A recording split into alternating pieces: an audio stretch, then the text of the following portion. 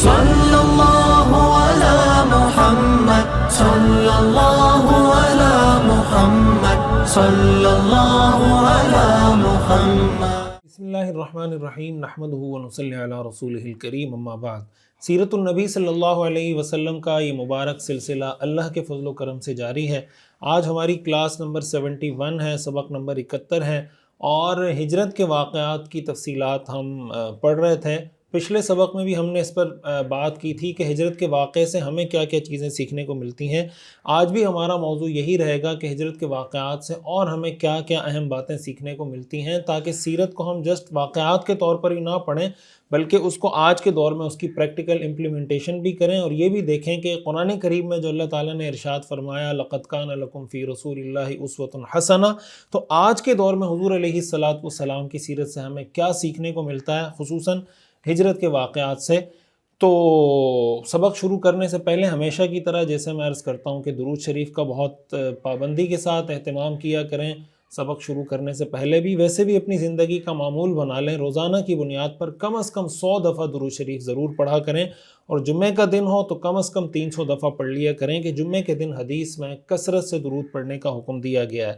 اور دوسرا، سبق کو بہت اہتمام کے ساتھ، سنجیدگی کے ساتھ بار بار سنیں، ایک دفعہ سن کر اس پر اکتفا نہ کریں کہ سن لیا، بار بار سنیں، سمجھنے کی کوشش کریں، اس کو عمل میں لانے کی کوشش کریں۔ آج بھی جیسے میں نے بتایا ہمارا موضوع ہجرت سے متعلق ہے، تو ہجرت سے حاصل ہونے والے اسباب۔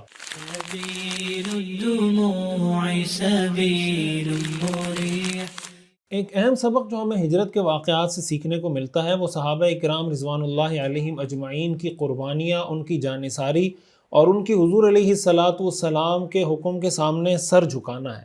آپ دیکھیں، جب ہجرت کا حکم دیا گیا تو یہ کوئی آسان حکم نہیں تھا۔ صحابہ کرام نے اپنی جائیدادیں، اپنا مال مویشی، اپنا گھر بار، بہت سے لوگوں کو اپنی اولاد کی وقتی طور پر قربانی دینی پڑی، لیکن وہ سب کچھ چھوڑ چھاڑ کر حضور علیہ السلام کے حکم پر مکہ مکرمہ سے روانہ ہو گئے۔ اپنے وطن کی، اپنے شہر کی محبت بھی انسان کے دل میں فطری ہوتی ہے، لیکن یہ ساری قربانیاں حضور علیہ السلام کے حکم پر صحابہ نے دی۔ ظاہر ہے کہ اس سے ہمیں صحابہ کرام رضوان اللہ علیہم اجمعین کی عظمت معلوم ہوتی ہے، اور ہمیں یہ سیکھنے اور سمجھنے کو ملتا ہے کہ ایک تو ہمارے دل میں صحابہ کرام کی عظمت، صحابہ کرام کا احترام، صحابہ کرام کی دین کے لیے قربانیاں، یہ ہر وقت ہمارے پیش نظر ہونی چاہیے کہ آج اگر یہ دین صحیح حالت میں ہم تک پہنچا ہے تو ظاہر ہے کہ صحابہ کرام کی قربانیوں سے پہنچا ہے۔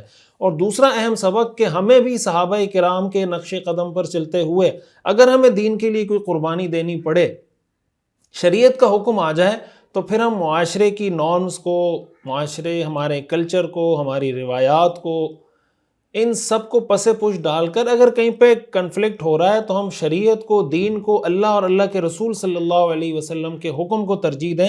قرآن کریم میں اللہ تعالیٰ نے ارشاد فرمایا فَلْيَحْذَرِ الَّذِينَ يُخَالِفُونَ عَنْ أَمْرِهِ أَن تُصِيبَهُمْ فِتْنَةٌ أَوْ يُصِيبَهُمْ عَذَابٌ أَلِيمٌ، کہ جو لوگ رسول کے حکم کی مخالفت کرتے ہیں ان کو اس بات سے ڈرنا چاہیے کہ انہیں کوئی مصیبت پہنچے یا وہ دردناک عذاب میں مبتلا ہوں۔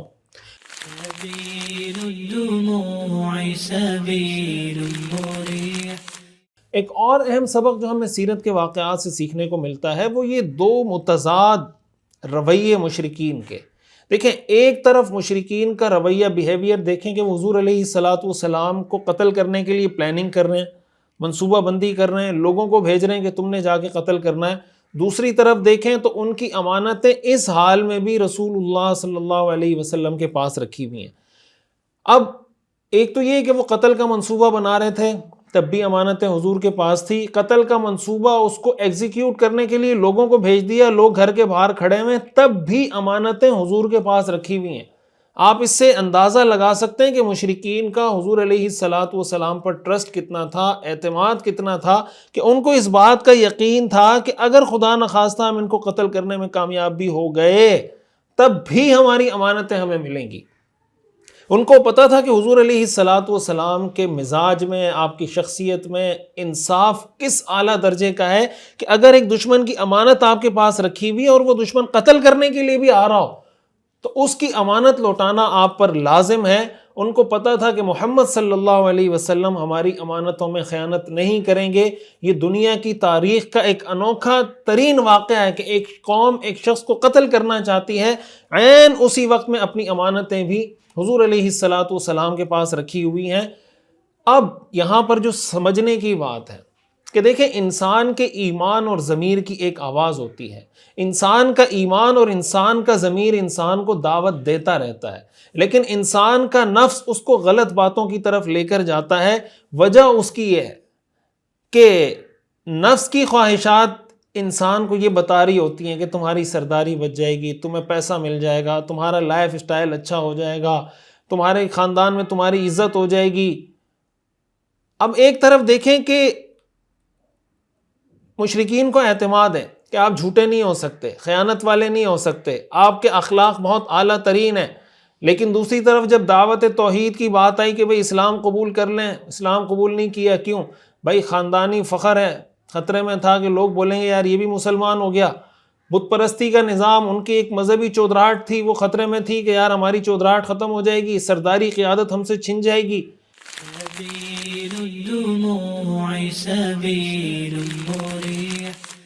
یہ اصل میں ایمان اور ضمیر اور نفس اس کی جنگ ہے، مفادات کی جنگ ہے کہ آپ دنیا کے مفادات اور دنیا کے انٹرسٹ کو ترجیح دیتے ہیں یا آخرت کے انٹرسٹ کو ترجیح دیتے ہیں۔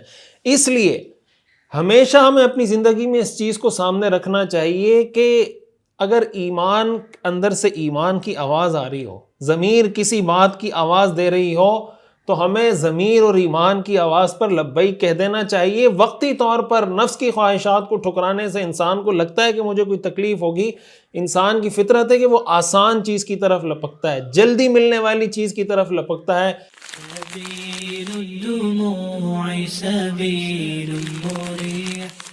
لیکن دنیا میں ہم جانتے ہیں کہ کامیاب وہی لوگ ہوتے ہیں جو مشکل کام کرتے ہیں، جو اپنا ہدف مشکل بڑا رکھتے ہیں، وہ کامیاب کہلاتے ہیں۔ چھوٹے چھوٹے کام کرنا، آسان کام کرنا اور جلدی ملنے والی چیز کو لے کر لانگ ٹرم پلاننگ چھوڑ دینا، ظاہر ہے کہ ایسے لوگ دنیا میں کامیاب نہیں ہوتے۔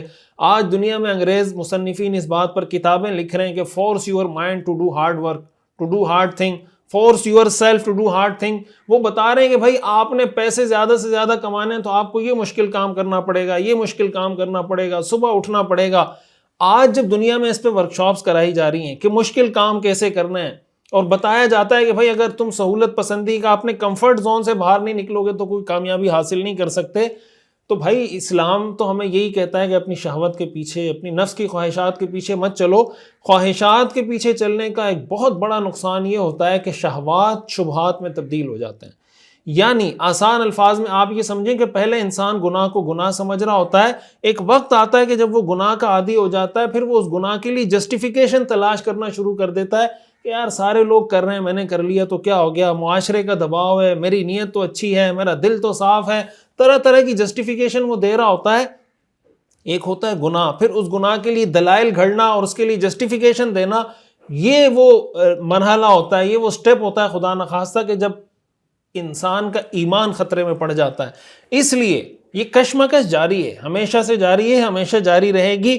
ہم نے یہ فیصلہ کرنا ہے رسول اللہ صلی اللہ علیہ وسلم کی ہجرت کے اس واقعے کو سامنے رکھتے ہوئے، مشرکین کے طرز عمل کو سامنے رکھتے ہوئے، کہ جب اس دور کے اتنے خطرناک دشمن جو قتل کرنے کے در پہ ہیں وہ بھی حضور علیہ السلام کی حقانیت کا، آپ کی دیانت کا، آپ کی کریڈیبلٹی کا اعتراف کر رہے ہیں، تو ہم تو حضور کے امتی ہیں، ہم نے ان کا کلمہ پڑھا ہے، ہم ان کے غلام ہیں، ہم ان کی غلامی پر فخر محسوس کرتے ہیں۔ تو ہم آج سے یہ عزم کریں کہ ہم نے بھی رسول اللہ صلی اللہ علیہ وسلم کی اتباع کرنی ہے، آپ کی سنتوں کی پیروی کرنی ہے، آپ کے حکم کی مخالفت سے بچنا ہے، نفس کی خواہشات اور دنیاوی مفادات کے لیے آخرت کو قربان نہیں کرنا۔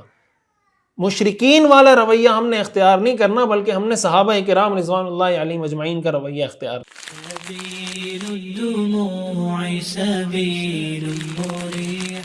ایک تیسرا سبق جو ہمیں حاصل ہوتا ہے ہجرت کے واقعات سے، حضور علیہ السلام کس درجے کے ہاؤ انٹیلیجنٹ ہی واز، کہ آپ کتنے ذہین آپ کی شخصیت تھی، کتنے معاملہ فہمی اور لیڈرشپ کی کتنی اعلیٰ کوالٹیز آپ میں تھی۔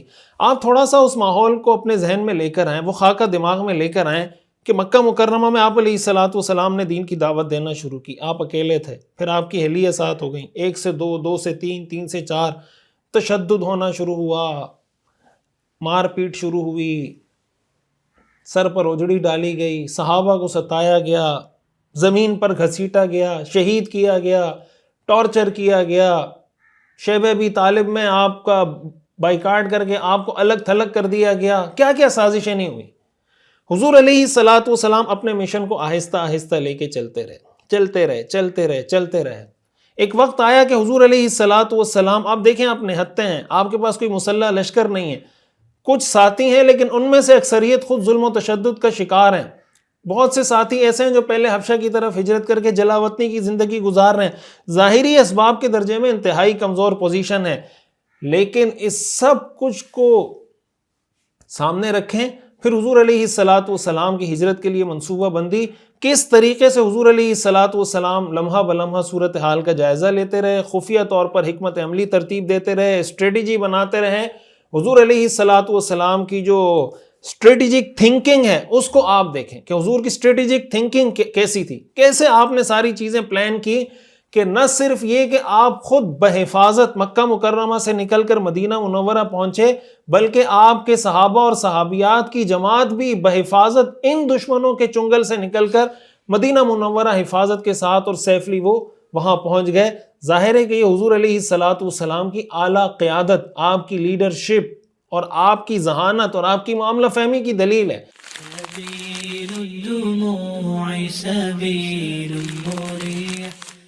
اس سے ہمیں سیکھنے کو کیا ملتا ہے کہ اچھا لیڈر کون ہوتا ہے. اچھا لیڈر وہ نہیں ہوتا جو آپ کو مشکلات میں پھنسا کر خود نکل جاتا ہے. اچھا لیڈر وہ ہوتا ہے کہ اگر اس کے مشن پر چلتے ہوئے آپ پہ کوئی تکلیف آ رہی ہے، کسی بھی اچھے کام میں مشکلات آ سکتی ہیں، تکلیفیں آ سکتی ہیں، تکلیفوں مشکلات کا آنا برا نہیں ہے. اچھا لیڈر وہ ہوتا ہے کہ جو اپنے کارکنان کو، اپنے فالوورز کو، اپنے ماننے والوں کو، اپنے پیچھے چلنے والوں کو ان مشکلات سے نکالنے کا ہنر بھی جانتا ہو. اگر اس نے سیڑھی پہ چڑھایا ہے تو سیڑھی سے اتارنا بھی جانتا ہو. بہت سے لیڈر ہمارے یہاں ایسے ہوتے ہیں کہ جو چڑھا تو دیتے ہیں، جب اتارنے کی باری آتی ہے تو خود لیڈر بھی اتار نہیں پاتے. نتیجہ یہ ہوتا ہے کہ پھر عوام لیڈر بن جاتی ہے، جو لیڈر ہوتا ہے وہ فالوور بن جاتا ہے کہ جس طرف عوام جا رہی ہے میں نے بھی اسی طرف جانا ہے. وجہ اس کی کیا ہے کہ ایسا بیانیہ دے دیا، ایسا نیریٹو دے دیا، ایسا ان کو اتنا پرجوش کر دیا کہ اب اگر لیڈر چاہتا ہے کہ میں اپنے اس بیانیے سے تھوڑا سا پیچھے ہٹوں، عوام کھڑی ہوتی ہے کہ ہم تمہیں مار دیں گے، تم کیسے پیچھے ہٹ رہے ہو. تو ایک اچھا لیڈر وہ ہوتا ہے کہ اگر اس کی وجہ سے اس کے کارکنان، اس کے فالوورز کسی مشکلات کا شکار ہیں تو ان مشکلات سے نکالنے کا ہنر وہ جانتا ہو.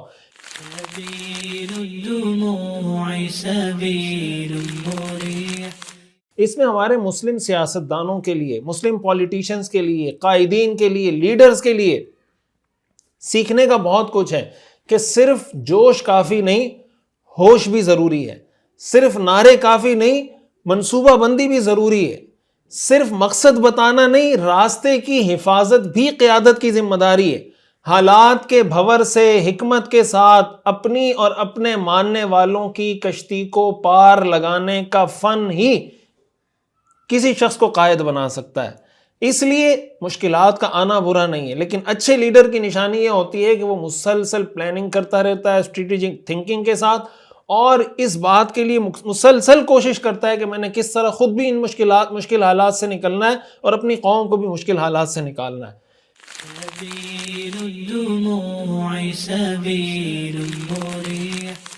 اسی سے جڑی ہوئی ایک بات، ہمارے ہاں بہت سے گھرانوں میں، بہت سی فیملیز میں، بہت سے کلچرز میں یہ چیزیں ہمیں دیکھنے کو ملتی ہیں کہ بعض اوقات والدین کے کچھ خاندانی جھگڑے ہوتے ہیں، بھائی کے ساتھ، چچا زاد کے ساتھ، ماموں زاد کے ساتھ. اب والدین دنیا سے جاتے ہوئے وہ ساری لڑائیاں اپنی اولاد کو منتقل کر کے چلے جاتے ہیں. پہلے والدین ساری زندگی لڑتے رہے، ان کا انتقال ہو گیا، وہ دشمنیاں اولاد میں ٹرانسفر ہو گئی. اب اولاد بجائے اس کے کہ کوئی پازیٹیو کام کریں، معاشرے کے لیے کوئی مفید کارآمد فرد کے طور پہ کچھ کام کریں، وہ ساری زندگی ان کی بھی اسی میں گزر جاتی ہے کہ اس نے میرے والد کے ساتھ یہ جھگڑا کیا تھا، ہمارا اس کے ساتھ زمین پہ تنازع تھا. اب ساری زندگی یہی چل رہا ہے.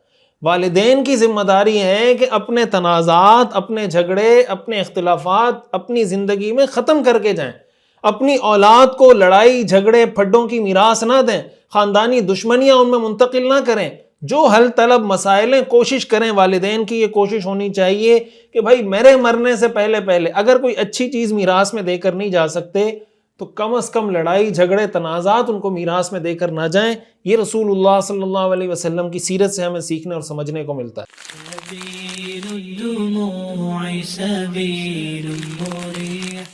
ہجرت کے اس سفر میں ہمیں جہاں اور بہت سی چیزیں سیکھنے کو ملتی ہے، ایک بہت اہم چیز جو ہمیں سیکھنے کو ملتی ہے وہ حضور علیہ الصلوۃ والسلام کی، جسے میں بار بار عرض کر رہا ہوں، آپ کی اسٹریٹجک تھنکنگ ہے، آپ کی پلاننگ ہے، آپ کی منصوبہ بندی ہے. میں تھوڑا آپ کے سامنے حضور علیہ الصلوۃ والسلام کی پلاننگ کی کچھ سٹیپس رکھتا ہوں کہ آپ نے ہجرت کی پلاننگ کن سٹیپس میں کی اور کیا کیا میجر آپ نے لیے، کیا کیا اقدامات آپ نے کیے، تاکہ ہمارے سامنے حضور علیہ الصلوۃ والسلام کی پوری سیرت اور آپ کا طریقہ کار آ جائے، اور پھر ہم بھی اپنے جب کام کرنے جائیں تو اس طرح کی بالکل ڈیپتھ کے ساتھ ہم اس کی پلاننگ کر سکیں. ہمارے یہاں بعض اوقات یہ ہوتا ہے کہ جب ہم کوئی پازیٹیو کام کرنے جا رہے ہوتے ہیں، دیکھیں دنیا کے کاموں کے لیے تو لوگ پلاننگ عام طور سے کرتے ہی ہیں. کسی نے بزنس کرنا ہے تو لوگوں سے مشورے بھی کرے گا، استخارہ بھی کرے گا، ایک کے پاس جائے گا، دوسری جگہ وزٹ کرے گا، تیسرا. جب دین کا کام آتا ہے تو لوگ کہتے ہیں کیا پلاننگ یار، اللہ کا کام ہے، اللہ مدد کرے گا، بس بسم اللہ کرو، شروع کرو. بہت سے لوگ ایسے ہیں کہ اگر آپ ان سے یہ کہیں کہ بھائی ان کی آپ کمپنیاں فیکٹریز دیکھ لیں، بڑی بڑی کمپنیاں، بڑے بڑے بنگلے، پورا حساب کتاب، لیکن اگر آپ ان کو یہ کہتے ہیں کہ یار دین کا کام کسی ایسی جگہ پہ ہونا چاہیے کہ کوئی اچھی جگہ بنی ہوئی ہو، یا مثال کے طور پہ وہاں پہ کوئی اے سی لگا ہوا ہو، کوئی کرسیاں رکھی ہوئی ہوں، کوئی ٹیبل پڑی ہوئی ہو، کوئی اس طریقے سے ایسے ماحول میں تاکہ لوگ اٹریکٹ ہوں دین سیکھنے کے لیے، وہ کہتے ہیں نہیں یار دین تو چٹائی پہ بھی سیکھا جا سکتا ہے، چٹائی بچھا کے سکھائیں. چٹائی پہ بھی سیکھا جا سکتا ہے، لیکن کیا کرسی پہ بیٹھ کے دین سیکھنا منع ہے؟ کیا ایک اچھے ماحول میں، اچھے انوائرمنٹ میں دین سیکھنا منع ہے؟ تو ہم جہاں اپنے دنیا کے کاموں کے لیے پلاننگ کر رہے ہوتے ہیں، منصوبہ بندی کر رہے ہوتے ہیں، اس کو بہتر سے بہتر کرنے کی کوشش کر رہے ہوتے ہیں، دین کے کاموں کے لیے بھی کرنا چاہیے. حضور علیہ الصلوۃ والسلام کی پلاننگ دیکھیں، میں آپ کو ون بائی ون بتاتا ہوں کہ کتنے سٹیپس میں آپ علیہ الصلوۃ والسلام نے ہجرت کی پلاننگ کی. نمبر 1، آپ نے پڑھا کہ حضور علیہ الصلوۃ والسلام حضرت ابوبکر صدیق رضی اللہ تعالیٰ عنہ کے پاس دوپہر کے وقت میں نہیں آتے تھے. آپ اس کی تفصیل پہلے پڑھ چکے ہیں، لیکن ہجرت کے معاملے میں مشورہ کرنے کے لیے حضور علیہ الصلوۃ والسلام دوپہر کے وقت تشریف لائے. آپ دوپہر کے وقت کیوں تشریف لائے؟ وجہ اس کی ہے کہ گرمی کا موسم تھا، آپ کو اندازہ تھا کہ لوگ آرام کر رہے ہوں گے، سو رہے ہوں گے. میں جب حضرت ابوبکر کے پاس جاؤں گا تو زیادہ کسی کو پتہ نہیں چلے گا، ہمارا معاملہ خفیہ رہے گا. نمبر 1. نمبر 2، یہ بھی آپ نے پڑھا کہ حضور علیہ الصلوۃ والسلام جب حضرت ابوبکر صدیق رضی اللہ تعالیٰ عنہ کے پاس آئے ہیں تو چہرہ ڈھانپ کر آئیں تاکہ کوئی پہچان نہ سکے، تاکہ ہمارا معاملہ خفیہ رہے، کسی کو پتہ نہ چلے، ہمارا معاملہ ڈسکلوز نہ ہو. کتنی چیزیں ہو گئیں؟ 2. نمبر 3، حضرت ابوبکر صدیق رضی اللہ تعالیٰ عنہ کے پاس جب پہنچے، آپ نے فرمایا کہ بھئی تمہارے پاس جو لوگ موجود ہیں ان کو باہر نکال دو. کیوں؟ تاکہ ہم جو مشورہ کر رہے ہیں کسی کو پتہ نہ چلے، معاملے کو خفیہ رکھنے کے لیے. تیسرا سٹیپ. نمبر 4، حضرت علی رضی اللہ تعالیٰ عنہ کو فرمایا کہ بھائی تم میرے بستر پر لیٹ جانا، اور لوگ یہ سمجھتے رہیں گے کہ یہ حضور علیہ الصلوۃ والسلام ہے اور میں آہستہ سے یہاں سے نکل جاؤں گا. تو حضرت علی رضی اللہ تعالیٰ عنہ وہاں لیٹ گئے، حضور علیہ الصلوۃ والسلام نکل گئے. دشمن یہی سمجھتے رہے کہ سامنے جو ہمارے شخص لیٹا ہوا ہے یہ حضور علیہ الصلوۃ والسلام ہے. تو لیکن حضور علیہ الصلوۃ والسلام وہاں سے کامیابی سے نکلنے میں کامیاب ہو گئے. تو پتہ چلا کہ اپنے آپ کو، اپنے مشن کو دشمن کی دشمنی سے بچانے کے لیے دماغ کو حاضر رکھنا ضروری ہے. 4 چیزیں ہو گئیں. نمبر 5، حضرت ابوبکر صدیق رضی اللہ تعالیٰ عنہ کے پاس پہنچے، جب ساری پلاننگ کمپلیٹ ہو کر نکلنے کا وقت آیا تو آپ دروازے سے نہیں نکلے، پیچھے کی کھڑکی سے نکلے. وجہ اس کی کہ آپ کو آئیڈیا تھا کہ ہو سکتا ہے آس پاس جاسوس گھوم رہے ہوں گے، وہ تلاش کر رہے ہوں گے کہ یار یہاں تو نہیں ہے، تو پیچھے کے رستے سے نکلے، جو لوگ ایکسپیکٹ نہیں کر رہے تھے کہ یار پیچھے کھڑکی سے کون نکلے گا. لیکن دشمن کو آپ نے چکما دیا، پتہ نہیں چل سکا. نمبر 5. نمبر 6، آپ علیہ الصلوۃ والسلام ہجرت کے سفر کے لیے رات کے وقت نکلے تاکہ اندھیرا ہو، لوگوں کے لیے پہچاننا مشکل ہو. 6 چیزیں ہو گئیں. نمبر 7، ہجرت کے لیے حضور علیہ الصلوۃ والسلام نے جس راستے کا انتخاب کیا وہ راستہ بالکل غیر معروف راستہ تھا. عام جو معروف راستہ تھا اس سے آپ علیہ الصلوۃ والسلام نے ہجرت کا سفر نہیں کیا. طریق الہجرہ کی تفصیل میں آپ پڑھ چکے ہیں. 7 چیزیں ہو گئیں.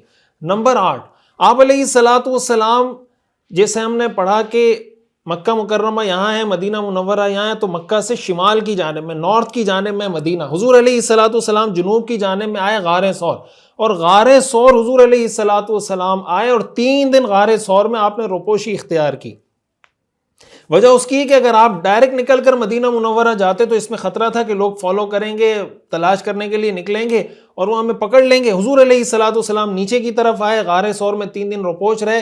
جب آپ کو پتہ چل گیا کہ یار کسی حد تک معاملہ کچھ ٹھنڈا ہو گیا ہوگا، تب آپ نکلیں اور پھر آپ نے غیر معروف راستہ اختیار کیا۔ 8 چیزیں ہو گئیں۔ نمبر 9، غار ثور جب حضور علیہ الصلوۃ والسلام تشریف لا رہے تھے تو آپ نے یہ پڑھا کہ حضور پنجوں کے بل چل رہے تھے، اسی وجہ سے آپ کے پاؤں زخمی بھی ہو گئے تھے، اور حضرت ابوبکر صدیق رضی اللہ تعالیٰ عنہ نے حضور علیہ الصلوۃ والسلام کو کندھے پہ اٹھایا تھا۔ پنجوں کے بل آپ کیوں چل رہے تھے؟ تاکہ آپ کے جو سٹیپس ہیں، آپ کے جو قدم کے نشانات ہیں، کوئی پہچان نہ سکے کہ یہ قدم رکھا ہے تو یہاں سے گئے ہوں گے، پھر یہ قدم، پھر یہ قدم، پھر یہ قدم۔ آپ پنجوں کے بل چل رہے تھے تاکہ آپ کے قدم کے نشانات کو کوئی پہچان نہ سکے۔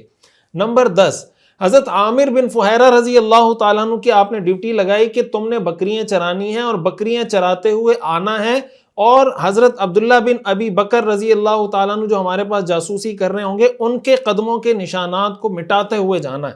نمبر 11، آپ علیہ الصلوۃ والسلام کا جو جاسوسی کا نیٹ ورک تھا، انٹیلیجنس کا جو نظام تھا، اس کے لیے آپ نے حضرت عبداللہ بن ابی بکر کی ذمہ داری لگائی کہ تم دن بھر مکہ میں رہنا، رات کے وقت ہمارے پاس آنا اور بتانا کہ مکہ میں کیا کیا چیزیں چل رہی ہیں، کیا باتیں چل رہی ہیں۔ حضرت عبداللہ ابن ابی بکر غار ثور میں حضور علیہ الصلوۃ والسلام کے پاس آ کر آپ کو پورے دن کی رپورٹنگ کرتے تھے، اور حضرت عامر بن فہیرہ بکریاں چراتے ہوئے آتے تھے اور ان کے قدم کے نشانات کو مٹاتے ہوئے چلے جاتے تھے۔ تو حضور علیہ الصلوۃ والسلام کا جو انٹیلیجنس سسٹم تھا کہ آپ غار میں رہتے ہوئے اب ساری چیزوں کی معلومات آپ کو تھیں۔ اب میں یہاں رہ کے تھوڑا سا ایک جملہ، 2-3 لائن آپ کو اگر عرض کروں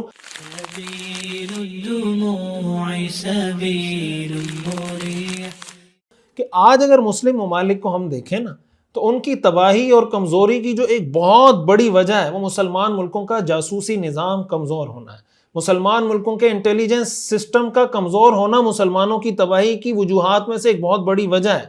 الحمدللہ پاکستان ان چند اسلامی ملکوں میں سے ہے جس کا انٹیلیجنس کا سسٹم، جاسوسی کا نظام بہت مضبوط سمجھا جاتا ہے۔ اس پر ہمیں اللہ کا شکر ادا کرنا چاہیے، اور اس کو ہمیں سیرت کا سبق سمجھنا چاہیے کہ رسول اللہ صلی اللہ علیہ وسلم کا جو انٹیلیجنس سسٹم تھا وہ بہت سٹرونگ تھا۔ تو اپنے ملک کو، اسلامی ملک کے انٹیلیجنس سسٹم کا سٹرونگ ہونا یہ سیرت کا درس ہے۔ آپ خلافت عثمانیہ کی تاریخ اٹھا کر دیکھیں کہ خلافت عثمانیہ کیوں ختم ہوئی۔ اس کے سقوط کے اسباب میں ایک بہت بڑا سبب آپ کو یہ ملے گا کہ ان کا جاسوسی نظام، انٹیلیجنس سسٹم کمزور تھا۔ عیسائی اور یہودی مشنریز، لابیز، ہمیشہ انہوں نے ان کے محلات میں انہوں نے اپنے جاسوس داخل کیے، ان کو احساس تک نہ ہوا، یہاں تک کہ اس مضبوط جاسوسی نظام ہی کی وجہ سے سلطان عبدالحمید جیسے دور اندیش حکمرانوں کو معزول کیا گیا، مصطفیٰ کمال جیسے لبرل اور یہودی نظریات رکھنے والی شخصیت کو ترکی کے سیاہ و سفید کا مالک بنا دیا گیا۔ عربوں کو خلافت عثمانیہ کے خلاف کھڑا کرنے کے لیے لارنس آف عربیہ نے جو کردار ادا کیا تھا وہ مسلمانوں کی تاریخ کا ایک سیاہ باب ہے۔ اس لیے مسلم ممالک کے سربراہان کو، مسلم ممالک کے لیڈرز کو، مسلم ممالک کے حکمرانوں کو، مسلم ممالک کے فوجی سربراہان کو اپنے انٹیلیجنس کے سسٹم کو بہتر سے بہتر کرنا چاہیے، اس کو تفصیل سے پڑھنا چاہیے، پولیٹیکل سائنس میں اس کو بطور مضمون شامل کرنا چاہیے کہ رسول اللہ صلی اللہ علیہ وسلم کا انٹیلیجنس سسٹم کیا تھا۔ آج کے دور میں انٹیلیجنس کا سسٹم ظاہر ہے کہ آج کل سائبر سیکیورٹی کا دور ہے، سوشل میڈیا کا دور ہے، اور جناب اور جو ایک عام جاسوسی کا طریقہ تھا، یہ ساری وہ چیزیں ہیں۔ آگے چل کر ہم مدنی زندگی میں غزوات میں حضور علیہ الصلوۃ والسلام کی جنگوں کی تفصیلات میں اس کو تھوڑا گہرائی میں پڑھیں گے کہ آپ کا انٹیلیجنس کا نظام کیا تھا، لیکن یہاں پر غار ثور میں رہتے ہوئے بھی حضور علیہ الصلوۃ والسلام نے اپنا جاسوسی کا نیٹ ورک بڑا مضبوط رکھا ہوا تھا۔ 12 چیزیں ہو گئی۔ نمبر 13، آپ علیہ الصلوۃ والسلام نے ہجرت کے سفر میں گائیڈ کے طور پر، راستہ گائیڈ کرنے کے لیے اپنے ساتھ ایک مشرک عبداللہ بن اریقط کو ہائر کیا۔ وہ مسلمان نہیں تھا لیکن راستوں کا ایکسپرٹ تھا، اپنی فیلڈ کا ایکسپرٹ تھا، آپ نے اس کو ہائر کیا۔ یہ 13ویں یعنی سبب کے طور پر، تاکہ ہم جس راستے سے گزریں یہ ہمیں پتہ چلتا رہے، بتاتے رہیں کہ بھئی یہ راستہ کہاں جا رہا ہے، کہاں نہیں جا رہا۔ تو اور ظاہر ہے کہ آپ نے ان کو معاوضے پہ ہائر کیا تھا، پیسے دے کے ہائر کیا تھا، اور جو معاوضہ آپ نے دیا ہوگا اچھا خاصا معاوضہ دیا ہوگا، ایسے سفر کے لیے کوئی آسانی سے تو تیار نہیں ہو جاتا۔ تو دوسری بات، جو ہمیں اس سے سیکھنے کو ملتی ہے کہ ظاہر مشرک تھا، اس سے پتہ چلا کہ کسی کافر کو ملازم رکھنا، حتیٰ کہ اپنے دینی کام میں بھی کافر سے مدد لینا جائز ہے، لیکن ظاہر ہے کہ یہ تعاون لینا مشروط ہے، کنڈیشنل ہے کہ اس سے کسی قسم کے نقصان پہنچنے کا اندیشہ نہ ہو۔ مثلا آپ کی اس کے ساتھ رشتہ داری ہے، کوئی پرانا تعلق ہے، آپ کے اس پر ایسے کوئی احسانات ہیں، آپ کا اس پر ایسا کوئی یقین اور اعتماد ہے، آپ پرانا اس کو ایسا جانتے ہیں کہ یار یہ ہمیں نقصان نہیں پہنچائے گا، تو اس سے دینی کاموں میں بھی مدد لینا جائز ہے، اس کو دینی کاموں کے لیے ہائر کرنا بھی جائز ہے، اور اپنی کمپنی میں کہیں پر بھی کسی کافر کو ملازم رکھنا یہ بھی جائز ہے۔ اور اس سے ہمیں یہ بھی پتہ چلا کہ کوئی 100% برا کافر بھی نہیں ہوتا۔ جو بات میں اکثر عرض کرتا رہتا ہوں نا کہ ہم جب کسی کی تعریف کرتے ہیں تو فرشتہ بنا دیتے ہیں، اور جب کسی کی تنقید کرتے ہیں کسی پر تو شیطان بنا دیتے ہیں۔ تو انسان نہ فرشتہ ہوتا ہے، انسان نہ شیطان ہوتا ہے، انسان ہوتا ہے۔ تو کافر بھی ہو اس کے اندر بھی کچھ نہ کچھ اچھائی ہوتی ہے۔ حضور علیہ الصلوۃ والسلام نے عبداللہ بن اریقط کو ہائر کیا، اور اس سے ہمیں پتہ چلتا ہے کہ وہ امانت دار تھا، وہ خائن نہیں تھا، جب ہی حضور علیہ الصلوۃ والسلام نے اس کو ہائر کیا تھا۔ سبيل الدموع سبيل مريح۔ یہ میں نے موٹی موٹی چیزیں نکالی ہیں تو 13 چیزیں کہ حضور علیہ الصلوۃ والسلام نے ہجرت کے اس سفر کے لیے ان اسباب کو اختیار کر کے اس طرح کی پلاننگ کر کے آپ علیہ الصلوۃ والسلام نکلے ہیں، اور اس کے بعد آپ نے اللہ پہ توکل کیا ہے۔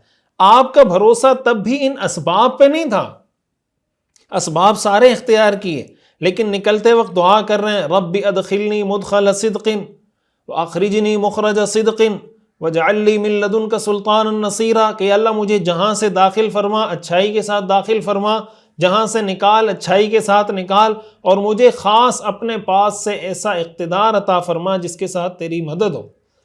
حضور علیہ الصلوۃ والسلام نے جب سارے اسباب اختیار کیے تو اسباب اختیار کرنے کے بعد اللہ پر توکل کا حق بھی ادا کیا۔ آپ جانتے ہیں، آپ نے پہلے پڑھا کہ جب مشرکین آپ کے قریب پہنچے، غار ثور کے دہانے پر پہنچ گئے، حضرت ابوبکر صدیق رضی اللہ تعالیٰ عنہ پریشان ہو گئے، تو آپ نے فرمایا کہ تمہارا ان دو کے بارے میں کیا گمان ہے جن کا تیسرا اللہ ہو؟ یہ توکل ہی ہے نا۔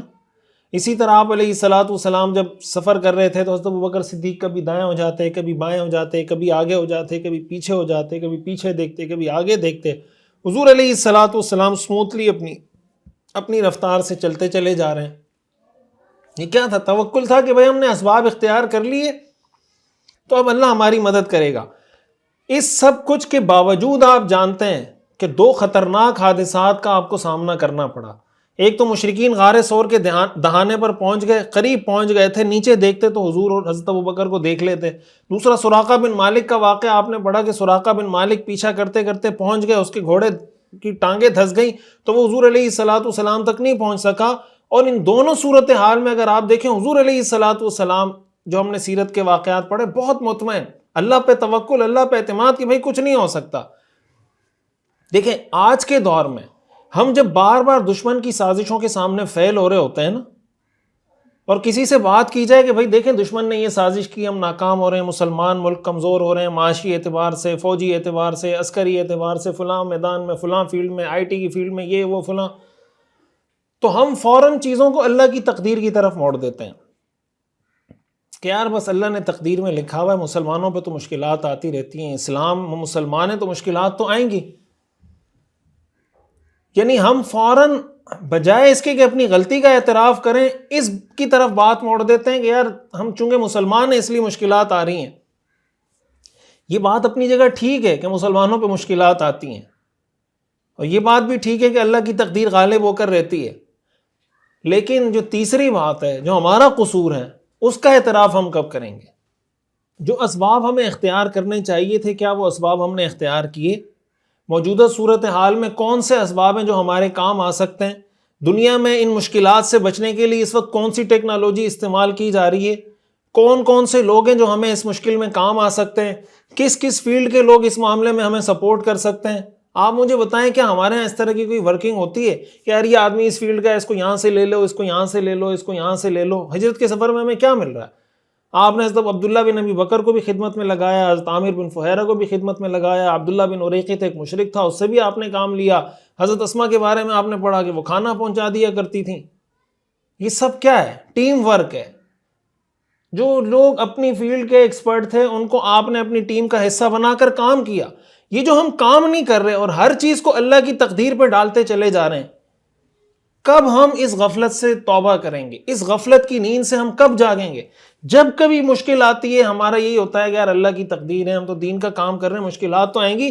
بھائی آپ کی جو غفلت تھی یا میری جو غفلت تھی، ہم اس سے کب توبہ کریں گے؟ رسول اللہ صلی اللہ علیہ وسلم کی ہجرت کے سفر سے یہ سبق ہمیں اپنے دماغوں میں بٹھا لینا چاہیے کہ آج کے بعد ہم یہ کوشش کریں کہ ہم صرف مسائل کا رونا نہ روئیں، صرف مسائل کو ہی نہیں لکیر پیٹتے رہیں، یہ ہو گیا، فلانا ہو گیا، مسلمان کمزور ہو گئے، ہم کمزور ہو گئے، ملک کمزور ہو گیا۔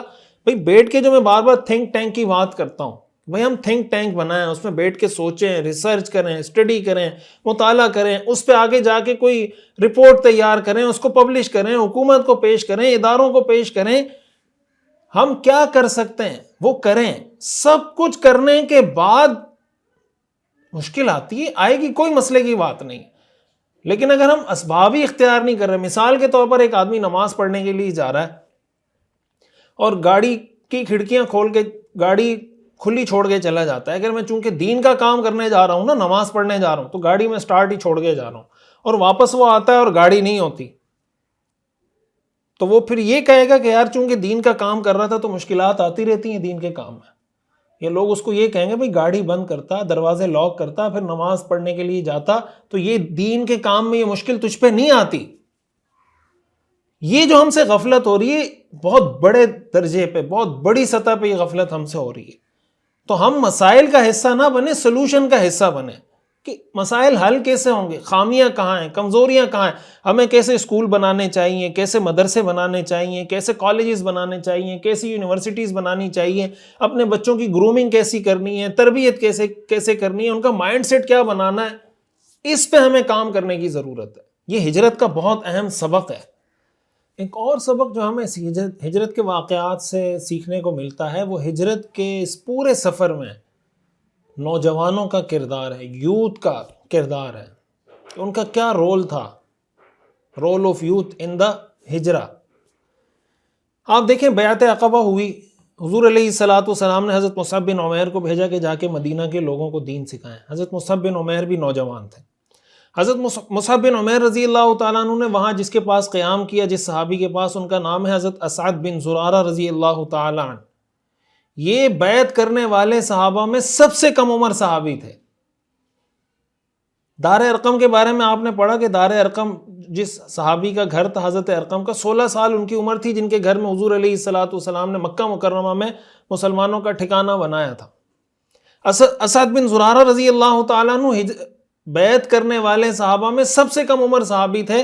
حضرت جابر رضی اللہ تعالیٰ عنہ کی ایک روایت میں آتا ہے، وہ فرماتے ہیں میرے علاوہ وہ سب سے چھوٹے تھے، یعنی میں سب سے چھوٹا تھا اور مجھ سے بڑی عمر وہ حضرت اسعد بن زرارہ رضی اللہ تعالیٰ عنہ کی تھی۔ حضرت مصعب بن عمیر رضی اللہ تعالیٰ عنہ کو مدینہ منورہ میں ٹھکانہ فراہم کرنے والے اسعد بن زرارہ دو لوگ ہو گئے۔ حضرت جابر رضی اللہ تعالیٰ عنہ کا میں نے آپ کو بتایا، یہ بھی بیعت عقبہ میں شریک تھے۔ غزوہ احد کے موقع پر جب حضرت جابر رضی اللہ تعالیٰ عنہ کے والد شہید ہوئے ہیں، اس وقت حضرت جابر کی عمر 17 سال تھی غزوہ احد میں، یعنی آپ سمجھیں کہ ہجرت کے تقریباً 3-4 سال بعد۔ تو غزوہ احد سے 4 سال پہلے آپ سمجھیں حضرت جابر کی عمر 13-14 سال کی عمر تھی۔ یہ بیعت عقبہ کر رہے ہیں۔ حضرت مصعب بن عمیر ہو گئے، حضرت اسعد بن زرارہ ہو گئے، حضرت جابر ہو گئے۔ اس سے آگے بڑھیں، بیعت عقبہ جو حضور علیہ السلام نے ہجرت سے پہلے جو بیعت کی تھی، اس میں آدھے لوگ تقریباً نوجوان تھے۔ حضرت عروہ بن زبیر اور حضرت موسیٰ بن عقبہ رحمہم اللہ، یہ بیعت عقبہ میں شرکت کرنے والے صحابہ کرام کے بارے میں فرماتے ہیں منہم 40 من ذوی اسنانہم و30 من شبابہم، کہ ان میں سے 40 لوگ وہ تھے جن کی عمر کچھ زیادہ تھی، 30 لوگ نوجوان تھے۔ اسی طرح پھر ہجرت کے سفر کو دیکھ لیجئے، حضرت عبداللہ بن ابی بکر کا کردار دیکھیں، پورا انٹیلیجنس کا سسٹم سنبھالا ہوا ہے۔ حضرت عامر بن فہیرہ کا کردار دیکھیں، بکریاں چرا رہے ہیں، دودھ پلا رہے ہیں، نشان قدم مٹا رہے ہیں۔ حضرت اسماء بنت ابی بکر کا کردار دیکھیں۔ یہ سب نوجوان تھے جنہوں نے اپنی اپنی خدمات پیش کی اور ہجرت کے اس عظیم سفر میں اپنا حصہ شامل کیا۔ کوئی بھی مشن، کوئی بھی تحریک نوجوانوں کے بغیر نامکمل ہوتی ہے۔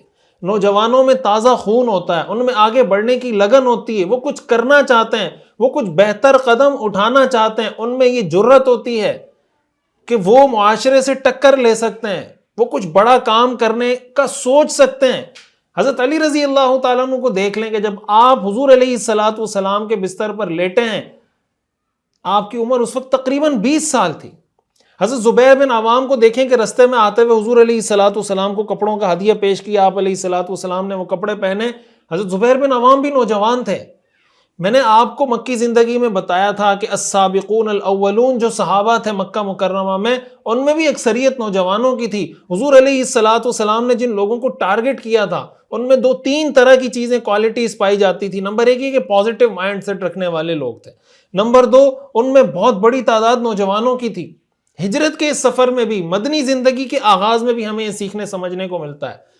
سبيل الدموع سبيل مريح۔ اس سے ہمیں کیا سیکھنے کو ملتا ہے؟ آج کے نوجوان کو کیا سیکھنے کو ملتا ہے کہ ہمارے پاس گولڈن چانس ہے، ہمارے پاس سنہری موقع ہے کہ ہم بھی آج سے یہ عزم کریں کہ جس طرح ہجرت کے سفر میں، بیعت عقبہ میں نوجوانوں نے حضور علیہ الصلوۃ والسلام کے سامنے اپنی خدمات پیش کی تھی، دین کی مدد و نصرت کے لیے اپنے آپ کو پیش کیا تھا، ہمارے نوجوان، حتیٰ کہ وہ نوجوان جو معاشرے میں دیندار نوجوان کہلاتے ہیں، ان کی دینداری بھی یہاں آ کے ختم ہو جاتی ہے کہ نماز پڑھ لی، داڑھی رکھ لی، روزہ رکھ لیا، حج کر لیا، عمرہ کر لیا، اچھی اچھی باتیں کر لی، یہاں آ کے دینداری ختم۔ ہجرت کا یہ واقعہ ہمیں بتاتا ہے کہ نوجوانوں کا کام ان چیزوں پہ ختم نہیں ہوتا۔ دین کی نشر و اشاعت، دین کی مدد و نصرت، اس کے لیے اپنی توانائیاں خرچ کرنی پڑیں گی، ایک بڑے مقصد کو سامنے رکھتے ہوئے زندگی گزارنی پڑے گی۔ اگر کسی آدمی کی زندگی کا مقصد ہی صرف پیسہ کمانا ہو، وہ کہاں دین کی مدد و نصرت کے لیے کام کرے گا؟ جس آدمی کی زندگی کا مقصد ہو ربنا آتنا فی الدنیا حسنہ، بس کام وہ نوجوان کریں گے جن کی زندگی کا مقصد ہو ربنا آتنا فی الدنیا حسنہ وفی الآخرۃ حسنہ، وہ کام کرتے ہیں، وہ آگے بڑھتے ہیں، وہ ہمت کرتے ہیں، وہ دین کی مدد و نصرت کے لیے کھڑے ہوتے ہیں۔ رسول اللہ صلی اللہ علیہ وسلم کے اس امت پر حقوق ہیں، یہ حقوق ہمارے دل و دماغ میں موجود ہونے چاہیے۔ ان حقوق میں سے ایک اہم حق یہ ہے کہ ہم اللہ کے رسول کے پیغام کی مدد و نصرت کریں، حضور علیہ الصلوۃ والسلام کی سیرت کے پیغام کو عام کریں، آپ کی سنت کے پیغام کو عام کریں۔ اس کے لیے ہمیں سوشل میڈیا کی فضول قسم کی اسکرولنگ اور بحث مباحثوں سے سب سے پہلے جان چھڑانی پڑے گی۔ اپنی زندگی کا کوئی ویژن متعین کر کے اس ڈائریکشن پر کام شروع کرنا پڑے گا۔ میں اپنے نوجوانوں سے گزارش کروں گا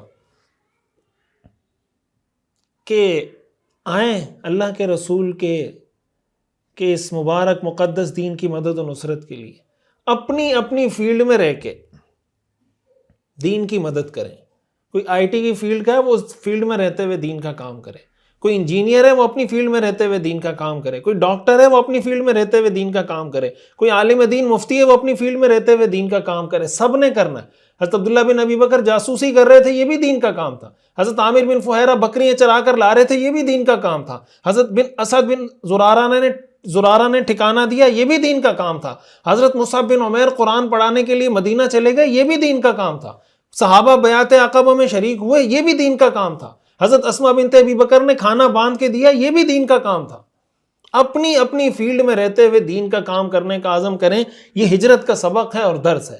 میں امید کرتا ہوں کہ اگر آپ سیرت کا یہ سبق سن رہے ہیں تو آج سے آپ نے یہ نیت کر لی ہوگی، اور اگر آپ نے یہ نیت کر لی ہے تو مجھے ضرور بتائیے گا، مجھے خوشی ہوگی۔ سبيل الدموع سبيل مريح۔ ہجرت کے اس سفر میں عورتوں کا کیا کردار تھا، یہ بھی بہت اہم سبق ہے۔ ہمارے یہاں آج عورتیں سمجھتی ہیں نا کہ یار ہم تو کچھ نہیں کر سکتی۔ بیعت عقبہ کی تفصیل میں آپ نے پڑھا کہ 2 خواتین اس میں شریک تھیں، حضرت ام عمارہ اور حضرت ام منیع رضی اللہ عنہما۔ انہوں نے اس بیعت کی ایسی لاج رکھی کہ یہ پھر جنگوں میں بھی شریک ہوئی ہیں۔ حضور علیہ الصلوۃ والسلام نے اپنی مبارک زبان سے حضرت ام عمارہ رضی اللہ تعالیٰ عنہ کے بارے میں فرمایا، ملتفت یمینا ولا شمالا الا وانا اراها تقاتل دونی، کہ میں نے اپنے دائیں دیکھا، اپنے بائیں دیکھا تو ام عمارہ کو دیکھا کہ یہ میرے دفاع میں لڑ رہی تھی، مجھے پروٹیکٹ کرنے کے لیے لڑ رہی تھیں۔ حضرت ام سلمہ رضی اللہ تعالیٰ عنہ کی قربانی دیکھ لیں کہ ان سے بچہ چھین لیا گیا، شوہر کو جانے دیا گیا، حضرت ام سلمہ اکیلی رہیں، 1 سال تک روتی رہیں۔ یہ ہجرت کے اس سفر میں قربانی دی حضرت ام سلمہ رضی اللہ تعالیٰ عنہ نے۔ حضرت اسماء بنت ابی بکر رضی اللہ تعالیٰ عنہ کا کردار آپ تفصیل سے پڑھ چکے ہیں، ان کو ذات النطاقین کا جو ٹائٹل ملا اسی سفر کی وجہ سے ملا۔ انہوں نے کھانا تیار کر کے دیا، زاد راہ تیار کر کے دیا۔ ابو جہل آیا، ان کے بارے میں پوچھا، جب انہوں نے بتایا نہیں حضرت ابو بکر نے حضرت اسماء رضی اللہ تعالیٰ عنہ کو ابو جہل نے تھپڑ مارا۔ یہ تھپڑ انہوں نے جو برداشت کیا، کس کے لیے برداشت کیا؟ یہ اللہ اور اللہ کے رسول کے لیے برداشت کیا۔ یہ خاتون تھیں، اس کے باوجود کوئی بات زبان سے اگلی نہیں، کوئی راز فاش نہیں کیا۔ جب دادا آئے کہنے لگے تمہارے والد چلے گئے، خود بھی چلے گئے، مال بھی لے کے چلے گئے، تو پتھر رکھ کر اپنے دادا کا ہاتھ رکھوایا کہ نہیں، یہ سب کچھ چھوڑ کر گئے۔ یہ کون تھی یہ کرنے والی؟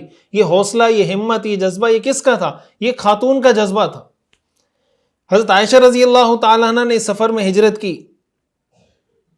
پھر حضرت اسماء رضی اللہ تعالیٰ عنہ کا، آپ حضرت ابوبکر کے پورے گھرانے کو دیکھیں، کہیں ہمیں کوئی ایسی روایت نہیں ملتی کہ انہوں نے حضور سے، حضرت ابوبکر صدیق سے جانے کے بعد شکوہ کیا ہو کہ ہم پریشان ہیں، تکلیف میں ہیں، وہ ہمیں اکیلے چھوڑ کے چلے گئے، لوگ ہمیں پریشان کر رہے ہیں۔ صبر کے ساتھ، استقامت کے ساتھ یہ وقت مکہ میں گزارا۔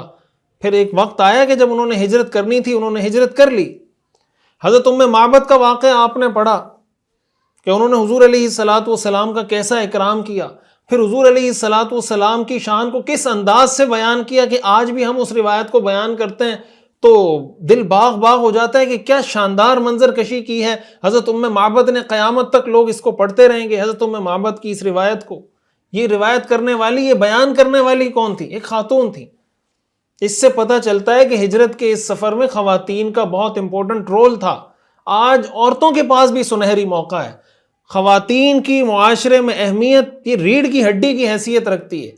بچے کے لیے اس کی پہلی درسگاہ، پہلا مدرسہ ماں کی گود ہوتی ہے۔ اگر ماں صحیح تربیت کر لے، صحیح ذہن سازی کر لے تو وہ معاشرے کو ایسے افراد دے سکتی ہے جس کی آج اسلام کو اور امت مسلمہ کو ضرورت ہے۔ خواتین کو چاہیے کہ وہ سارے کام دین کی مدد و نصرت کے لیے کریں جو ان کی اپنی حیثیت کے مطابق ہے۔ اپنے بچوں کی تربیت ایسی کریں، اپنا ذہن یہ بنائیں کہ ہم نے اس امت کے لیے کچھ کرنا ہے، اسلام کے لیے، اپنی کیپیسٹی کے اندر رہتے ہوئے۔ لا یکلف اللہ نفسا الا وسعها، اپنی کیپیسٹی میں رہتے ہوئے لیکن کام ضرور کریں۔ اور یہ بہت بڑا کام ہے کہ اگر آپ بچوں کی صحیح تربیت کر لیں۔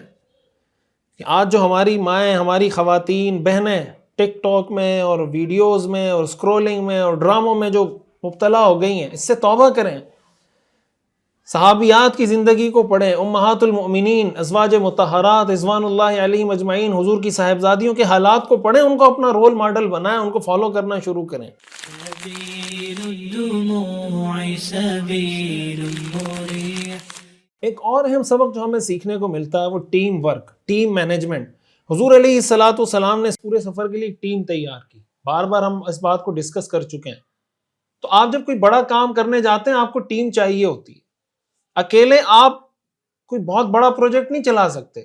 اس لیے اگر آپ کوئی بھی کام دنیا میں کر رہے ہیں تو آپ ساتھ ساتھ اس بات کی کوشش کریں کہ افراد تیار کرتے رہیں، آگے بڑھتے رہیں، 1 سے 2، 2 سے 3، 3 سے 4، 4 سے 5، اور پھر ہر فیلڈ کے آدمی کو اپنی فیلڈ میں لگا کر اپنے مشن سے وابستہ کرتے رہیں۔ تب جا کر وہ کام آگے بڑھتا ہے، معاشرے میں پھیلتا ہے۔ یہ سیرت کا جو مشن میں نے شروع کیا ہے، میں آپ سب سے یہ گزارش کروں گا کہ آپ اس مشن کا حصہ بنیں، اس ٹیم کا حصہ بنیں۔ کچھ نہیں کر سکتے، اس پیغام کو تو پھیلا سکتے ہیں، لوگوں کو دعوت تو دے سکتے ہیں کہ بھائی یہ سیرت کا کورس ہو رہا ہے، یہ سیرت کے اسباق موجود ہیں، بھائی یوٹیوب پہ موجود ہیں، آ کے سن لیں۔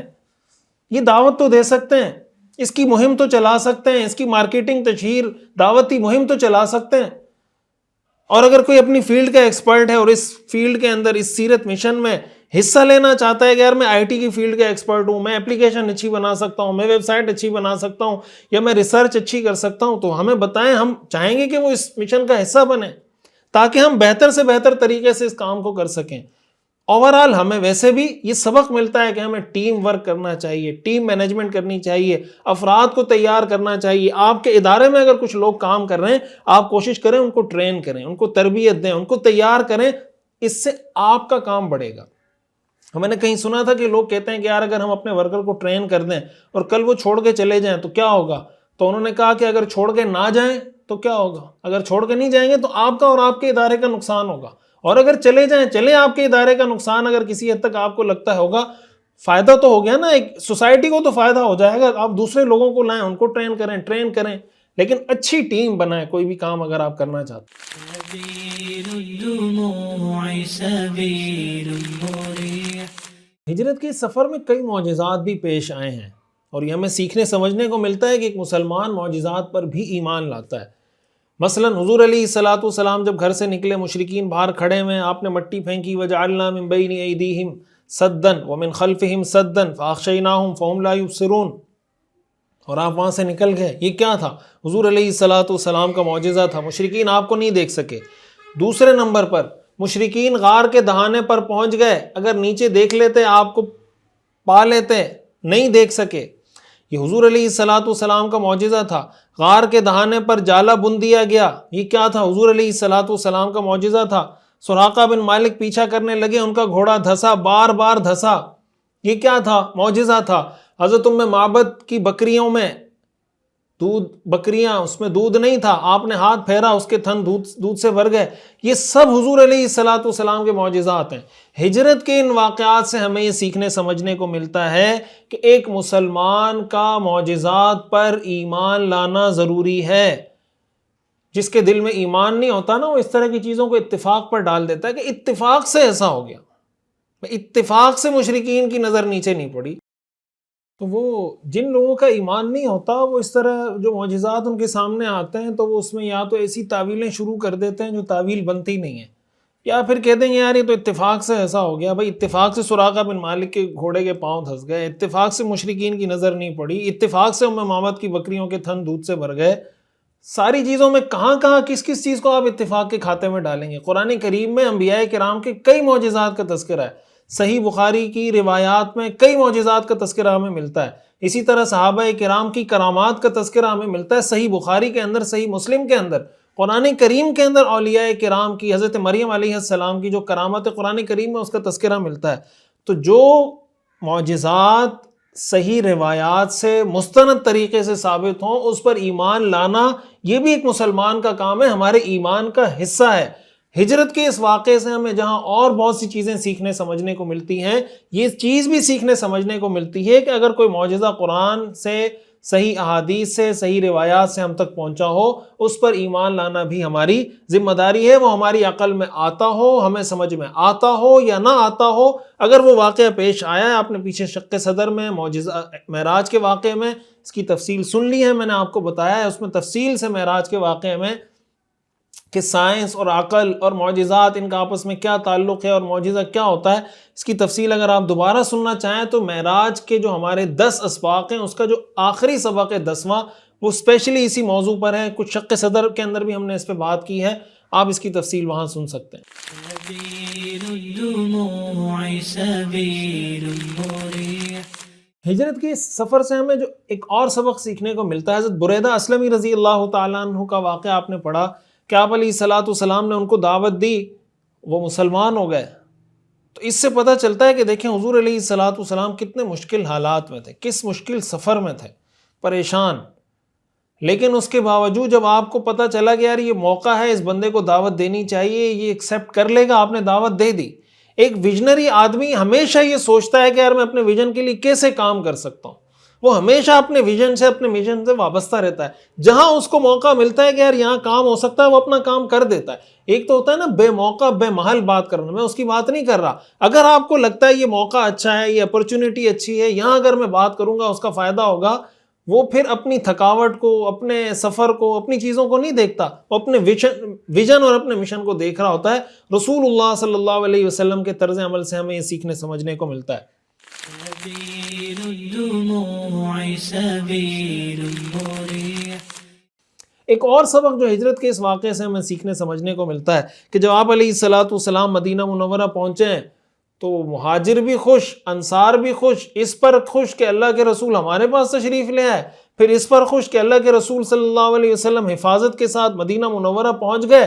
ان کی حضور علیہ الصلوۃ والسلام کی کے ساتھ جو محبت تھی، دلی محبت، وہ اچھل اچھل کے باہر آ رہی تھی۔ حضور علیہ الصلوۃ والسلام کے ساتھ اس طرح کی محبت کا ہونا یہ بھی ایمان کا حصہ ہے۔ رسول اللہ صلی اللہ علیہ وسلم نے ارشاد فرمایا، لا یؤمن احدکم حتی اکون احب الیہ من والدہ وولدہ والناس اجمعین، کہ تم میں سے کوئی شخص اس وقت تک مومن نہیں ہو سکتا جب تک اس کی نظر میں اس کے والد، اس کی اولاد اور دنیا کے سارے لوگوں سے زیادہ محبوب نہ ہو جاؤں۔ جب کسی سے محبت ہوتی ہے پھر انسان اس کی اتباع بھی شروع کر دیتا ہے، اس کی پیروی بھی شروع کر دیتا ہے، اس کو فالو کرنا بھی شروع کر دیتا ہے۔ محبت انسان کو اتباع پر مجبور کرتی ہے۔ ان المحب لمن یحب مطیع، اور یہ حضور علیہ الصلوۃ والسلام کے اس امت پر جو حقوق ہیں، ان حقوق میں سے ایک حق یہ ہے کہ اللہ کے رسول کے ساتھ اسی طرح کی محبت کی جائے۔ اس سے ہمیں یہ بھی سیکھنے کو ملا کہ کسی کا اس طریقے سے استقبال کرنا یہ بھی جائز ہے۔ کوئی عالم دین آ رہے ہیں، کوئی مفتی صاحب آ رہے ہیں، کوئی بڑی شخصیت آ رہی ہے، کوئی معزز آدمی ہے، اور آپ اس کا استقبال کرنا چاہتے ہیں تو استقبال کے لیے آپ کوئی بھی جائز طریقہ اختیار کر سکتے ہیں۔ جیسے آج کل ہار پہنائے جاتے ہیں، استقبال کیا جاتا ہے۔ آپ نے دیکھا کہ وہاں پر انصار کی بچیوں نے کچھ اشعار پڑھے، آپ کو شعر و شاعری کرنا چاہتے ہیں تو استقبال کرنا علماء کا، مفتیان کرام کا، کسی معزز شخص کا، کسی دیندار آدمی کا جائز حدود کے اندر رہتے ہوئے، یہ بھی اس سے ہمیں سیکھنے کو ملتا ہے۔ اس لیے کہ صحابہ نے یہ سب کچھ کیا، حضور علیہ الصلوۃ والسلام نے اس سے ان کو منع نہیں کیا۔ اس سے معلوم ہوتا ہے کہ اس کے اندر کوئی حرج کی بات نہیں ہے، لیکن ظاہر ہے کہ اس کے اندر افراط و تفریط سے بچنا چاہیے، بہت زیادہ فضول خرچی، بہت زیادہ اسراف، ان چیزوں سے بچنا چاہیے۔ جیسے میں نے کہا، شریعت کی حدود کے اندر رہتے ہوئے آپ کسی کا استقبال کرنا چاہتے ہیں تو بالکل کر سکتے ہیں۔ سبيل الدموع سبيل مريح۔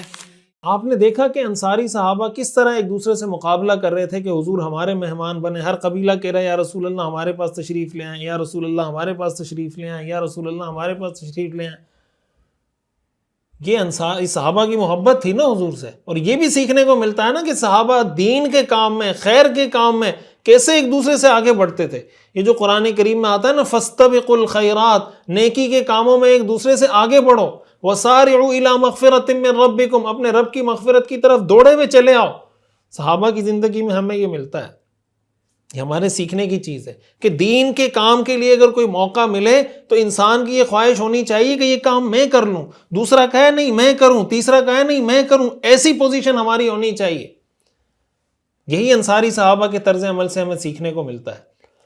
یہ چیزیں انسان کو اس وقت سمجھ میں آتی ہیں جب آپ معاملات کو، کاموں کو دین کے اور سیرت کے پیراڈائم سے دیکھنا شروع کرتے ہیں۔ اگر کسی کا مطمع نظر صرف دنیا ہے اور ایک مٹیریلسٹک اپروچ ہے، وہ تو یہی سوچے گا کہ یار اگر کوئی مہمان میرے پاس آئے گا، کھانا کھائے گا، یہ تو نقصان ہے، مجھے گفٹ بھی دینا پڑے گا، ٹائم بھی دینا پڑے گا، اس ٹائم میں کوئی بزنس کر لیتا ہوں، کوئی کلائنٹ پکڑ لیتا ہوں۔ پھر اگر کوئی مولوی مفتی آ رہا ہے، اس سے تو بظاہر کوئی دنیا کی کوئی ملنے کی امید بھی نہیں ہے کہ یہ مولوی صاحب آئیں گے تو کھلانا ہی پڑے گا، کوئی اور فائدہ تو شاید حاصل ہی نہ ہو، ثواب ہی ملے گا۔ جب آپ دین کے پیراڈائم سے دیکھتے ہیں تو آپ کہتے ہیں بھئی یہ نیک آدمی ہے، اس کے آنے سے برکت ہوگی، شریعت میں ہمیں حکم ہے۔ اب دیکھیں حضرت ابو ایوب انصاری رضی اللہ تعالیٰ عنہ، حضور ان کے مہمان بن گئے، وہ کتنے خوش تھے۔ آپ نے پڑھا کہ حضور علیہ الصلوۃ والسلام نیچے رہنا چاہ رہے تھے، انہوں نے کہا نہیں آپ اوپر رہیں، میں یہ برداشت نہیں کر سکتا، یہ ادب کے خلاف ہے۔ سبيل الدموع سبيل مريح۔ حضرت ابو ایوب انصاری رضی اللہ تعالیٰ عنہ فرماتے ہیں کہ جب ہم حضور کے لیے رات کے وقت کھانا تیار کر کے بھیجتے تھے تو جب آپ برتن واپس کرتے تھے، میں اور میری اہلیہ تلاش کرتے تھے کہ حضور نے برتن میں کہاں سے کھانا کھایا ہے، اور اسی جگہ سے ہم کھانا کھانا شروع کرتے تھے برکت حاصل کرنے کے لیے کہ یہاں حضور کی انگلیاں لگی ہیں، حضور کے ہاتھ لگیں تو ہم بھی یہاں سے کھانا کھائیں۔ فرماتے ہیں ایک دفعہ ایسا ہوا کہ ہم نے رات کا کھانا بھجوایا، حضور علیہ الصلوۃ والسلام نے کچھ دیر بعد برتن واپس کیے۔ جب برتن واپس آئے ہم نے دیکھا اس میں کہیں ٹچ ہی نہیں کیا ہوا، کہیں آپ کے ہاتھ کے نشان ہی نظر نہیں آئے۔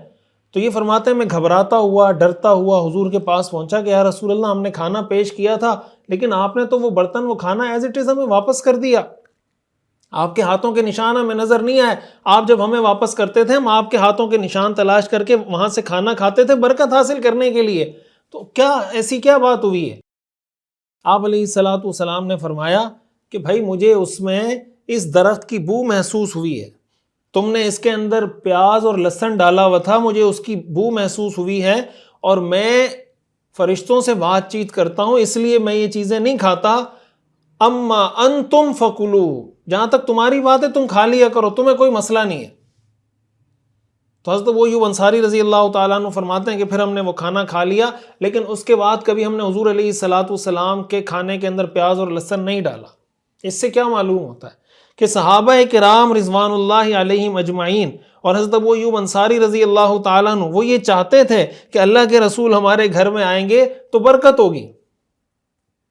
وہ اس جگہ سے کھانا کھا رہے ہیں تاکہ حضور کے ہاتھ لگیں، یہاں ہمارے ہاتھ جب اس جگہ سے ہم کھائیں گے ہمارے کھانے میں برکت ہو جائے گی۔ سبيل الدموع سبيل مريح۔ اس سے ایک اور سیکھنے کی چیز ملتی ہے کہ انبیاء کرام علیہم السلام کے آثار سے تبرک حاصل کرنا یا ان کو برکت کے لیے ہاتھ لگانا یا دیکھنا یہ جائز ہے، شریعت میں ثابت امر ہے۔ امام بخاری اور امام مسلم رحمۃ اللہ علیہ نے رحمہ اللہ نے اپنی صحیحین کے اندر اس طرح کی کئی روایات نقل کی ہیں۔ صحیح بخاری کی روایت ہے، حضرت ام سلمہ رضی اللہ تعالی عنہا نے حضور علیہ الصلوۃ والسلام کے بال مبارک ایک شیشی نما بوتل میں محفوظ کیے ہوئے تھے، جب کسی صحابی کو نظر لگ جاتی یا کوئی تکلیف ہوتی تو لوگ حضرت ام سلمہ کے پاس بھیجتے، حضرت ام سلمہ حضور کے وہ بال نکال کے پانی میں ڈالتی اور صحابہ کرام وہ پانی پی لیا کرتے تھے۔ یہ صحیح بخاری کی حدیث ہے۔ صحیح مسلم کی روایت ہے کہ حضرت ام سلیم رضی اللہ تعالی عنہا نے حضور علیہ الصلوۃ والسلام کے پسینہ مبارک کو ایک شیشی میں محفوظ کیا۔ حضور علیہ الصلوۃ والسلام کو پتہ چلا تو آپ نے پوچھا ام سلیم یہ تم کیا کر رہی ہو؟ اس پر حضرت ام سلیم نے فرمایا کہ ہم اس سے اپنے بچوں کے لیے برکت کی امید رکھتے ہیں۔ آپ صلی اللہ علیہ وسلم نے فرمایا اصبتی، تم نے ٹھیک کام کیا۔ صحیح مسلم کی ایک اور روایت میں ہے کہ حضرت ام سلیم نے فرمایا عرقک ادوف بھی طیبی، یہ آپ کا پسینہ مبارک ہے، میں اس کو اپنی خوشبو میں ملاؤں گی تاکہ میری خوشبو کی خوشبو بڑھ جائے۔ اس کے علاوہ ہمیں کئی روایات ملتی ہیں، صحیح روایات۔ آپ نے پڑھا ہے کہ حضور علیہ الصلوۃ والسلام جب وضو کرتے تھے آپ کے وضو سے جو پانی بچ جاتا تھا، صحابہ کرام اس وضو کو لینے کے لیے، اس پانی کو لینے کے لیے دوڑ رہے ہوتے تھے، ایک دوسرے سے مقابلہ کر رہے ہوتے تھے۔ حضور علیہ الصلوۃ والسلام کے استعمال کردہ آپ لباس کو، آپ کی استعمال کردہ چیزوں کو، آپ کے استعمال کردہ برتنوں کو صحابہ کرام رضوان اللہ علیہم اجمعین تبرک کے لیے استعمال کرتے تھے۔ اس لیے حضور علیہ الصلوۃ والسلام کے آثار، جس زمین پر آپ کے قدم پڑے، جس جگہ آپ کے قدم پڑے، جن چیزوں کو آپ نے استعمال کیا، اس کے اندر برکت ہو جاتی تھی۔ ام معبد کا واقعہ آپ نے پڑھا کہ آپ نے تھنوں پہ ہاتھ پھیرا، اس کے اندر برکت ہو گئی، دودھ آ گیا اس کے اندر۔ حضرت حلیمہ کا واقعہ آپ نے پڑھا کہ جب حضرت حلیمہ کی سواری سست تھی، جب انہوں نے آپ کو گود لیا تو ان کی سواری تیز ہو گئی، ان کے ہاں سرسبز اور شاداب ہو گیا سب کچھ۔ یہ کیا تھا؟ یہ حضور علیہ الصلوۃ والسلام کی برکت تھی۔ اس لیے علماء نے لکھا ہے کہ بھائی یہ تبرک بالانبیاء بآثار الانبیاء یہ تو صحیح روایات سے ثابت ہے۔ اسی طرح جو نیک لوگ ہیں، دیندار ہیں، علماء ہیں، ان کے گھر میں آنے سے بھی برکت ہوتی ہے۔ میں اسی لیے ساتھیوں سے کہتا ہوں کہ بھائی اپنے آس پاس دیکھیں، جو نیک لوگ ملیں، چاہے وہ علماء ہوں چاہے وہ غیر علماء ہوں، چاہے وہ آپ کی بہن ہے، آپ کا بھائی ہے، آپ کا چچا ہے، آپ کا ماموں ہے، لیکن آپ کو لگتا ہے کہ یار یہ دین پہ عمل کرتا ہے، حلال کھاتا ہے، رشوت سے بچتا ہے، جھوٹ نہیں بولتا، کرپشن نہیں کرتا، کسی کا حق نہیں دباتا اور بہت ایماندار آدمی ہے، اس کی دعوت کریں، اس نیت سے کریں کہ یار یہ نیک آدمی ہے، میرے گھر میں آئے گا، اللہ میرے گھر میں برکت ڈالے گا۔ یہ ثابت شدہ امر ہے اور اس سے برکت آتی ہے، تو اس کا بھی کبھی کبھی اہتمام کرنا چاہیے۔ لیکن اس معاملے میں ہمارے یہاں افراط و تفریط بہت ہوتی ہے۔ بعض لوگ یہ رویہ اختیار کر لیتے ہیں کہ شرک کی حد تک پہنچ جاتے ہیں کہ براہ راست اس سے مانگنا شروع کر دیتے ہیں۔ ظاہر ہے کہ شرک کیسے جائز ہوتا ہے؟ بعض لوگ یہ کرتے ہیں کہ نہ نماز پڑھنی ہے، نہ روزہ رکھنا ہے، نہ حج کرنا ہے، نہ سچ بولنا ہے، نہ حرام سے بچنا ہے، بس کچھ اس طرح کی چیزوں سے تبرک حاصل کر لیا اور خوش ہو گئے کہ بس میں بخشایا ہوں۔ ظاہر ہے کہ قرآن و حدیث اللہ نے کس لیے نازل کیا ہے؟ نماز کا حکم، روزے کا حکم، حج کا حکم، سچ بولنے کا حکم، یہ کیوں نازل کیا؟ یہ بھی افراط و تفریط ہے۔ بعض لوگ اتنی سختی کر جاتے ہیں کہ نہیں انبیاء کے آثار سے کوئی تبرک حاصل کرنا بھی گناہ ہے، یہ بھی بدعت ہے، فلاں بھی بدعت ہے، فلاں بھی بدعت ہے، یہ ایک اور ایکسٹریم ہے۔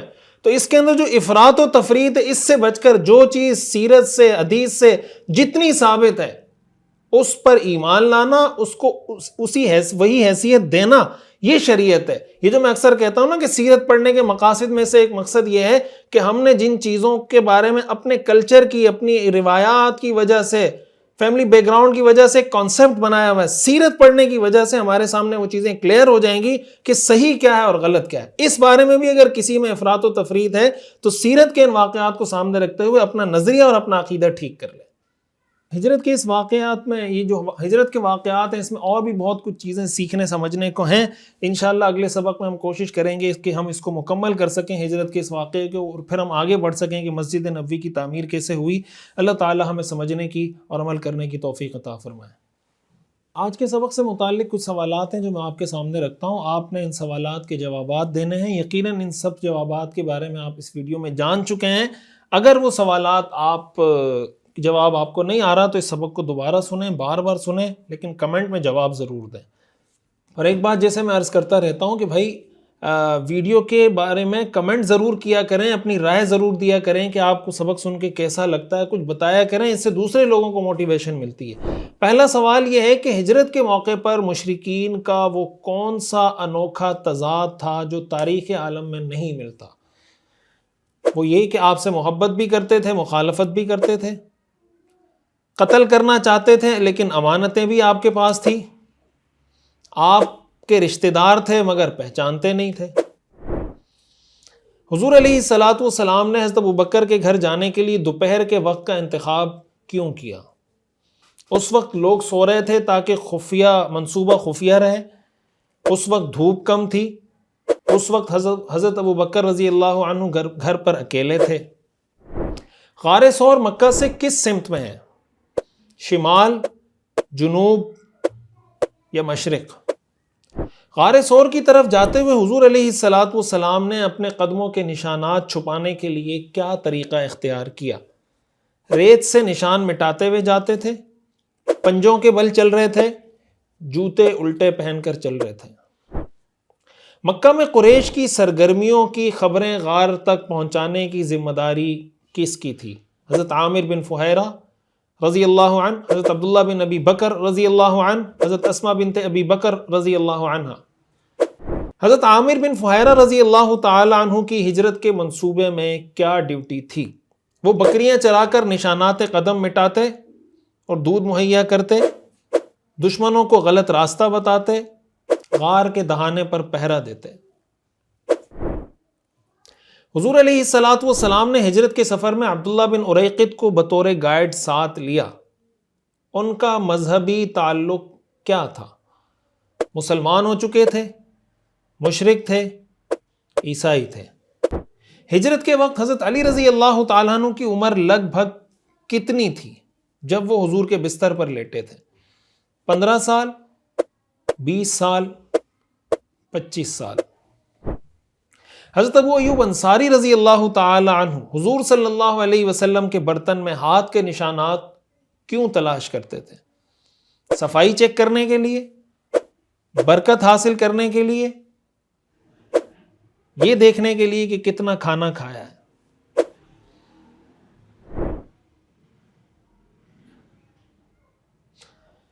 وآخر دعوانا ان الحمد للہ رب العالمین.